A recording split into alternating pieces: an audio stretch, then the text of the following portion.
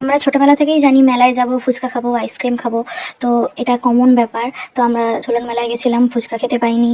তো বাবুর মন খারাপ হয়ে গেছিলো, আর আসতে আমাদের রাত হয়ে গেছিলো, ওই জন্য আর এসে ওকে করে দিইনি। তো তারপরের দিন ওর আবদার হলো যে ও ফুচকা খাবে।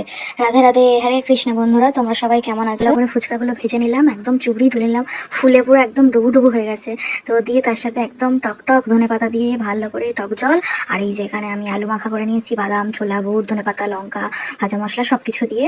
তো আগে সুন্দর করে এই যে আমার গোপাল সোনাকে ভোগ নিবেদন করে দিলাম। তারপরে আমি, বাবু, মানে সবাই একসাথে প্রসাদ পাবো। আজকে সন্ধ্যা, ফুচকা নিয়েই চলে এলাম তোমাদের সাথে একটা মিনি ব্লগ শেয়ার করতে। ফুচকা ভালোবাসে না এই পৃথিবীতে এমন মানুষ খুবই কম আছে, বাচ্চা থেকে বড়। তো ভোগ লাগানোর পরে প্রসাদগুলো ঢেলে নিয়ে বসে পড়েছে, আলু ভরে টক জল দিয়ে মুখে এই পুরলো। ও, তো একদম কি খুশি, ফুচকা পেলে আর কিছু চাই না। ভাত খাওয়ার সময় তখন ঝাল হলে ভাত খাবো না, কিন্তু ফুচকাতে ঝাল দরকার। বাড়িতে ভাজলে মনের মতো করে খাওয়াও যায় পুষিয়ে, আর সবাই মিলে একসাথে খাওয়ার আনন্দটাই আলাদা। এই যে আমিও টক জল ভরিয়ে খেয়ে নিলাম। আজকের এটা একটা ছোট্ট সন্ধ্যাবেলা স্ন্যাক্স ভিডিও ছিল। তো তোমাদের ভালো লাগলে অবশ্যই যার সঙ্গে হরে কৃষ্ণ বলে যে ভালো থেকো, সুস্থ থেকো।